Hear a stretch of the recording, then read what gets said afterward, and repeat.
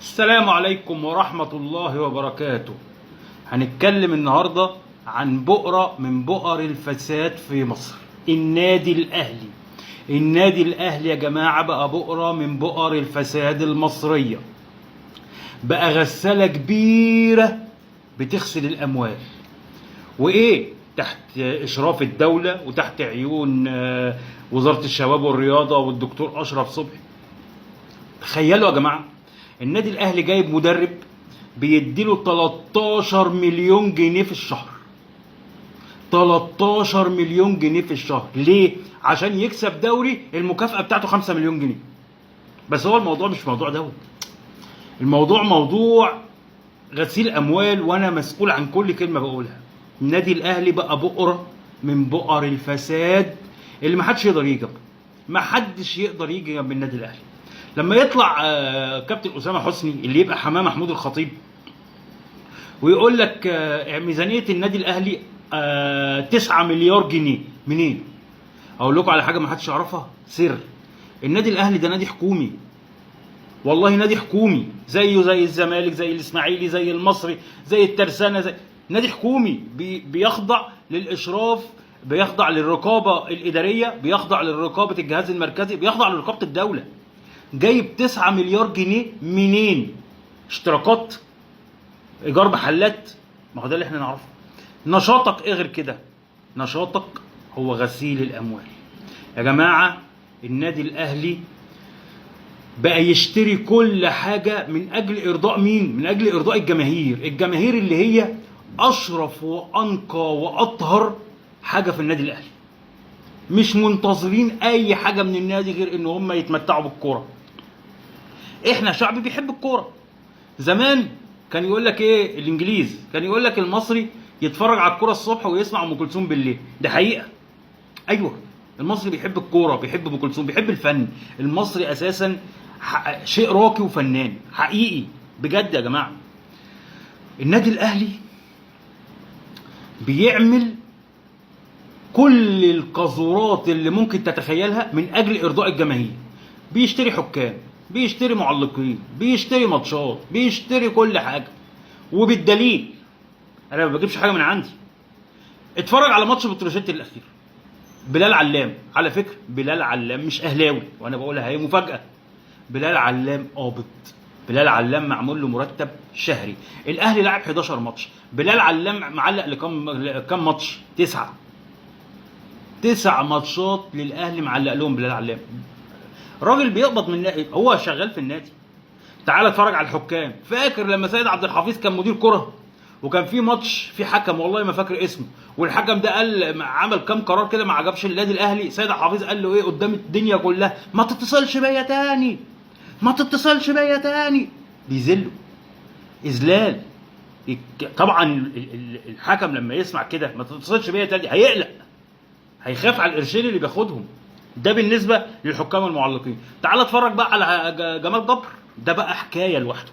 تخيل ان جمال جبر بيصرف 2 مليون جنيه شهريا على اللجان. متخيل؟ 2 مليون جنيه كل شهر على اللجان الالكترونيه. وبعدين ايه بقى؟ بتتفاوت، اصلا عارفهم، يعني انا عارف ناس منهم بيحكوا لي، يعني بتتفاوت بقى. في واحد ماسك صفحه عليها 100,000، ده ياخد له 10,000 جنيه كل شهر. واحد ماسك صفحه عليها 7 مليون، ده ياخد له ايه؟ 40-50 الف جنيه كل شهر. وبتتكلم في كام واحد؟ مئات الاشخاص، وكل على فكره شخص ممكن يكون ماسك صفحتين وثلاثه. ليه؟ عشان حاجه واحده بس، لما الاهلي يخسر او يتعادل احنا نهاجم مين؟ نهاجم المدرب، ما نهاجمش حد تاني، ولا نهاجم الاداره، ولا نهاجم الخطيب، ولا نهاجم ما نهاجمش حد. دول فوق المحاسبه، دول فوق الهجوم، من الاخر دول فوق الهجوم. وبعدين انت جايب المدرب، والله انا مش بتكلم كوره، انا بتكلم بؤره فساد، ولازم تتحط تحت المراقبه، لان الموضوع بيزيد فحش، بيزيد فحش. طب انا عايز اسال سؤال معلش، هو ليه الزمالك ما عندوش مليارات بيصرف منها؟ طب ليه الاسماعيلي ما عندوش؟ طب ليه المصري ما عندوش؟ طب ليه الانديه دي كلها بتعاني في الوقت اللي الاهلي ما بيعانيش؟ بالعكس، يقول لك كل دي تبرعات، حط تحت بند تبرعات دي مليارات الجنيهات. دخل يا باشا فلوس تتغسل تخرج زي الفل وتحت عيون الدوله رسمي. ده العيال التيك توكر اللي متمسكوا يقول لك ده مش عارف غسل 15 مليون وده مش عارف غسل 50 مليون، كلام فاضي. العيال دي بتاخد كبش فدا، انما تعالى اتفرج في النادي الاهلي بيغسلوا مليارات. منين يا باشا؟ منين؟ يعني انت جايب المليارات دي كلها منين؟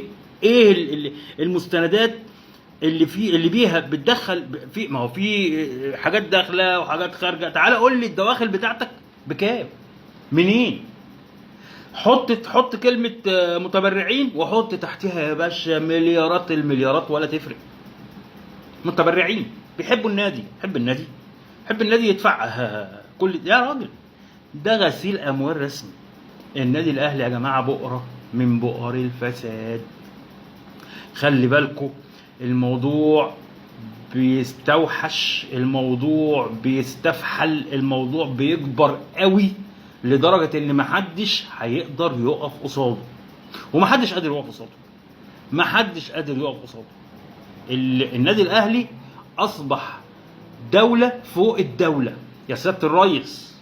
النادي الاهلي اصبح دوله فوق الدوله، مش دوله داخل الدوله، دوله فوق الدوله. مفيش محاسبه، مفيش مراقبه، ما اللي يدخل واللي يغسل فلوس الاثار وفلوس المخدرات وفلوس السلاح. تاني فلوس السلاح، وحط تحتها 100 خط. فاكرين تركي آل الشيخ لما طلع وقلب على النادي الاهلي وقال لك كلهم حراميه؟ حق، ما هو شايف، قال لك دول عصابه مش مجلس اداره. وقال على الخطيب رئيس مجلس الاداره ده رئيس عصابه. كل همهم الفلوس يا عمنا. النادي الاهلي اصبح فساد فساد فساد. الحقوا يا سياده الريس، علشان الموضوع هيخرج عن السيطره. لو ما كانش خرج عن السيطره، لازم النادي الاهلي يتحط تحت المراقبه، لازم النادي الاهلي يتحط تحت انظار الجهاز المركزي وانظار الرقابه الاداريه وانظار وزاره الشباب. يا جماعه النادي الاهلي فساد فوق الفساد. وخلي بالكم النادي الاهلي هو اللي مبوظ الكوره المصريه. ومن زمان، ده مش من دلوقتي. فاكرين لما رضا عبد العال اتنقل النادي الاهلي وخد 625,000 جنيه؟ كان مبلغ رهيب. دلوقتي جايب فرقه بمليار جنيه، مليار و200 مليون. يا جماعه انتوا مجانين. يعني يجيب فرقه بمليار و200 مليون ويجيب مدرب ياخد له 13 مليون جنيه في الشهر عشان يكسب دوري ب5 مليون جنيه المكافاه بتاعته، ومع ذلك بيتغلب وبيخسر وبيفقد نقاط والدنيا كلها. يا راجل ده فرقه بتروجيت اللي تعادل معاها دي فرقه كلها ب20 مليون جنيه. تصدق او لا تصدق، 20 مليون جنيه فرقه بتلاعب فرقه بمليار و200 مليون ومش عارفه تكسبها. ده ربك. اصل انت واحد هيقول لي ايه يا عم انت بتقول لي حكام، طب ما الاهلي بيخسر نقط اهو. ده ربك. ماتش بتاع بتروجيت الحكم مديه 16 دقيقه وقت ضايع عشان يجيب جون، مديله وقت اضافي كامل عشان يجيب جون، ومع ذلك ما عرفش يجيب جون. ربنا ما بيحبش الظلم، ربنا ما بيحبش الحراميه، ربنا ما بيحبش بتوع الاثار وبتوع السلاح وبتوع المخدرات. دي حلقه اولانيه، وهعمل حلقه تانية وتالتة عن النادي الاهلي لغايه ما يتحط تحت المراقبه ونعرف الفلوس دي بتيجي منين. السلام عليكم ورحمه الله.